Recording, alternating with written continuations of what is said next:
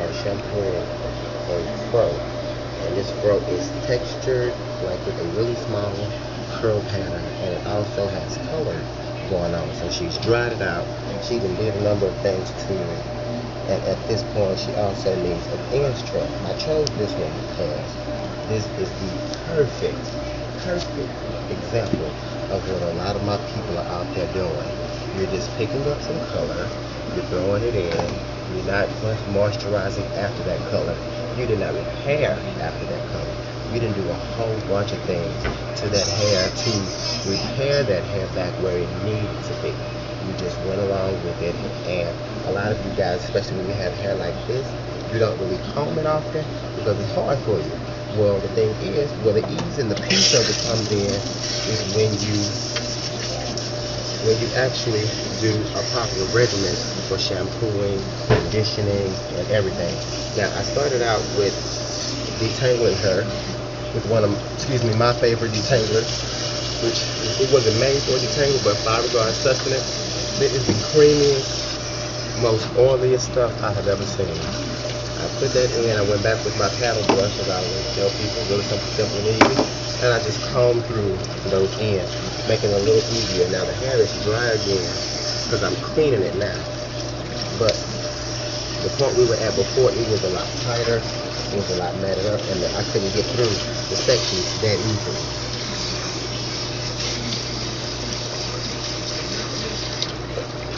So now, it's dry, it's clean, and because the hair was already dry, I don't have to dry it too much with the organic cleaners anymore. But now I'm going in with my moisturizer, and I'm just going to massage that through. But you can see my hands are running through, and this is a really tight curl pattern. But this is not one that I'm going to scratch in. I'm just going to rub it in, slide through that hair, clean it right on up.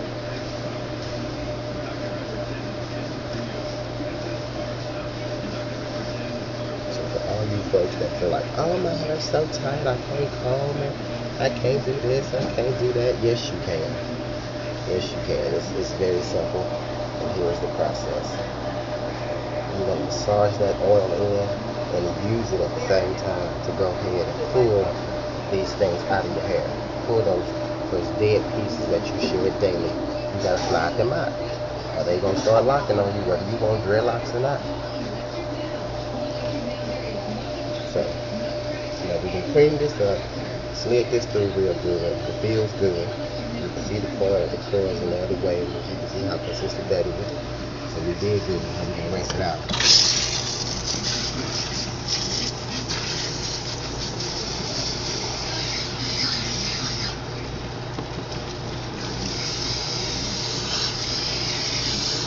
And because the hair was dry this time, I'm going to do 2 of those, just to make sure that the moisture was retained into the hair, into the scalp.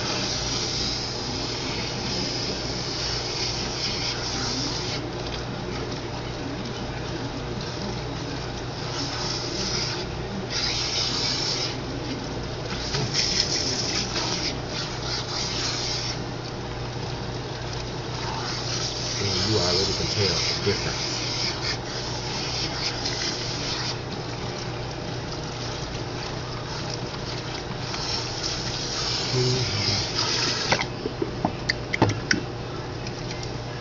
Now with this, don't just go buy the moisturizer shampoo and just throw it on there and say, oh, that's gonna work, that's gonna start getting me, in where I need to be. You need to clean that hair first. That's nasty to put dirt on under oil and lock that in. Don't do that. Don't do that.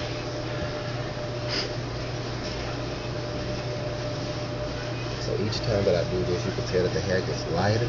You can tell that it becomes easier. You can tell that it becomes freer. You can tell that the tension ain't killing her no more because she ain't looking like she getting a tattoo on her thigh. Okay.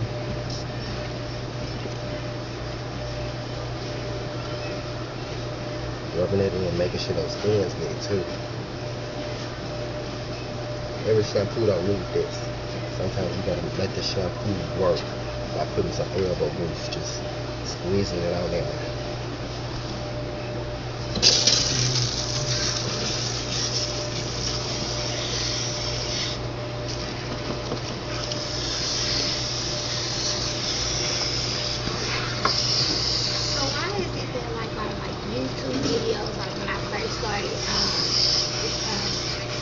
transition, they would say like, is this okay to co-wash and like just not use the shampoo? Because that made it easy for them that morning to get up and just condition.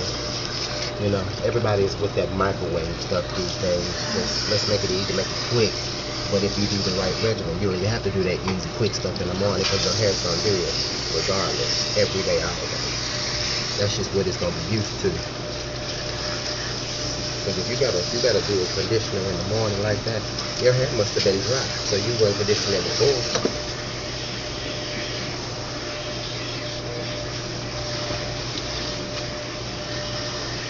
Now we're going to put this conditioner and massage that through, slide that through. I'm going to put her under the dryer so that the heat can go ahead and make this work. Comb through this hair twice a week. Shampooing this hair is very vital. I will shampoo it, if not, maybe a couple of days every week. It's going to dry, you're going to sweat, especially with hair this thick. Your scalp is going to hold that moisture, hold that heat, and you're going to perspire so quickly. And that's going to cause a number of things. Once that sweat and oils and all that stuff get in with the dead hair that's in there, that's going to start drilling. That's going to start them little cotton, furry, taco meat looking balls that you see popping out the ends of your hair like something like those there. That starts that.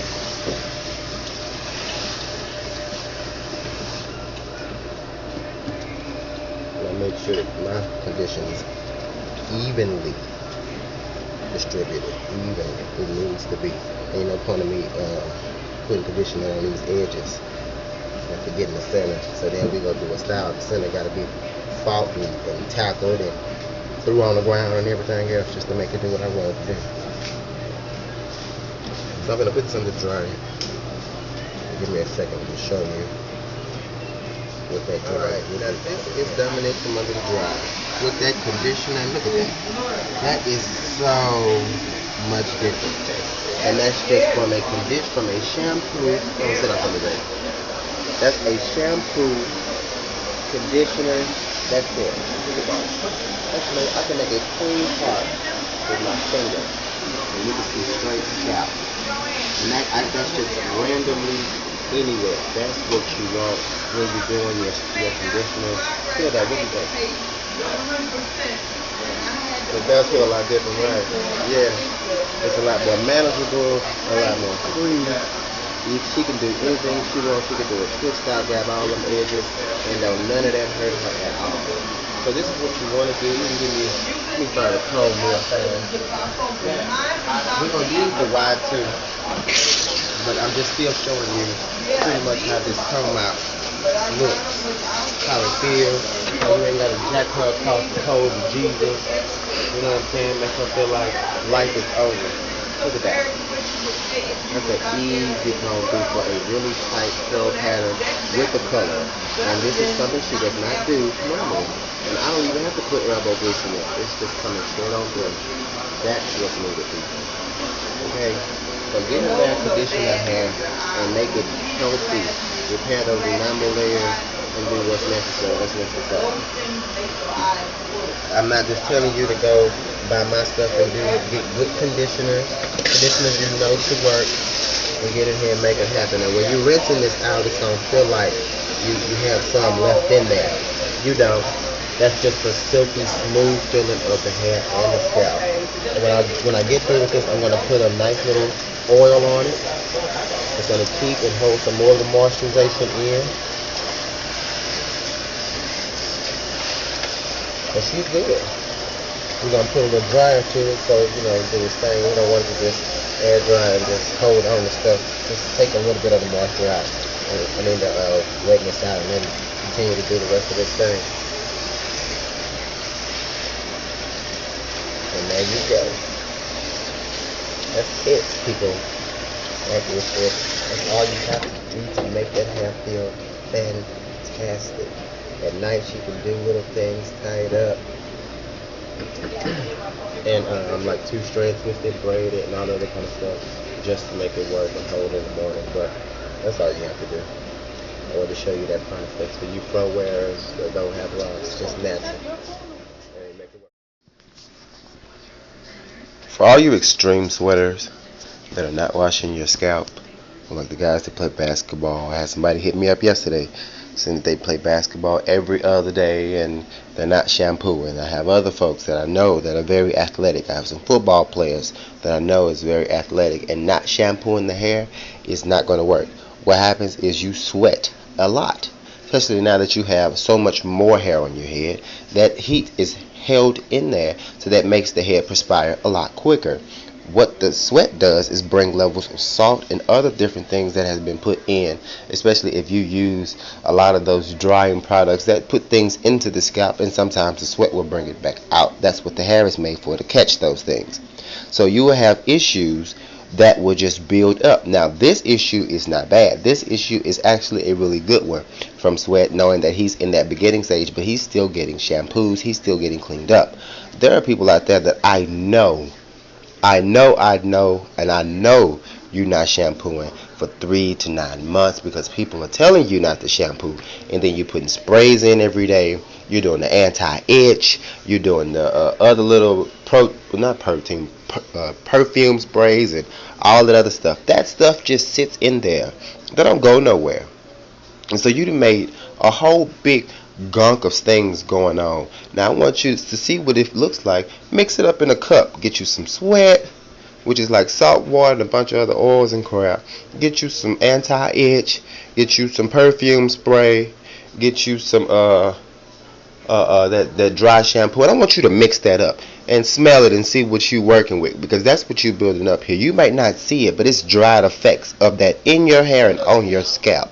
That is why a number of us have those issues down the line where we have itching and abrasions and we just can't figure out what the hell happened. And so then other things come about like traction alopecia and the scalp just becoming extremely irritated by the things that have been put in or on that hair or on that level. It's not that serious.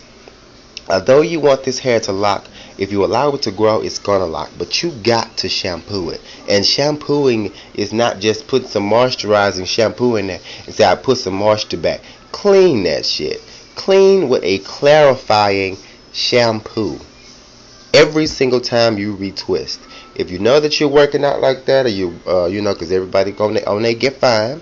You know you going to play ball or football, or you know you on that team doing that thing, and that's your mindset, then maybe you need to interlock. Safely interlock so the hair can still grow and be mature, but interlock so that you can shampoo that hair as soon as possible and not have to wait so you don't lose your money. Make that work. That can become a very hazardous situation. I wanted to tell you these today. YouTube, I don't know what the hell this is, but these are lock extensions 4 weeks ago, and they look sick. Part of them are just synthetic hair, which you can tell right here. It's just shiny, and whoever did them, look at this little piece right here. It's like all breaking right there. Then you got the ends that are just burnt, which is not good. Then check this out. Check out this big ass part versus these little bitty parts all the way around. This took 18 hours, and the person charged $300. First of all, if you got a whole day to give away for $300, you need a life. Seriously. And you need to learn a whole bunch more about doing hair. Check this out. You see braid and everything. Now that is sick.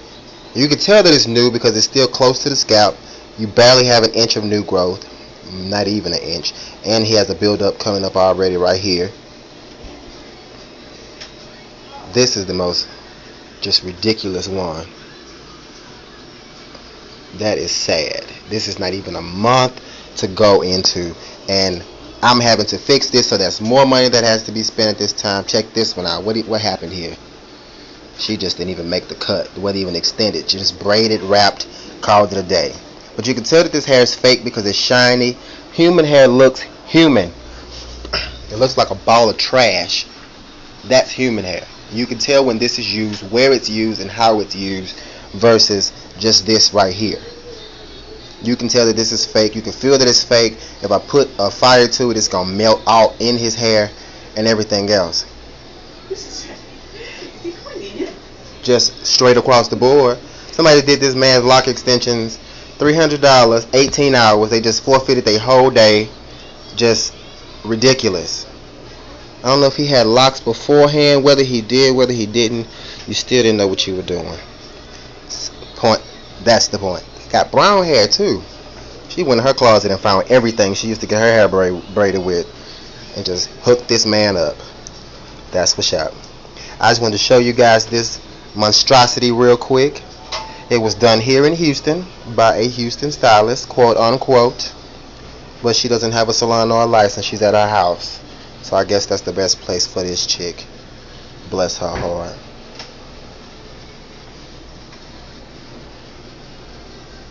That is so sad. I just want to show like a whole bunch of them and show pretty much once you get up out of somebody's chair, you have the ability and the right to refuse paying these folks.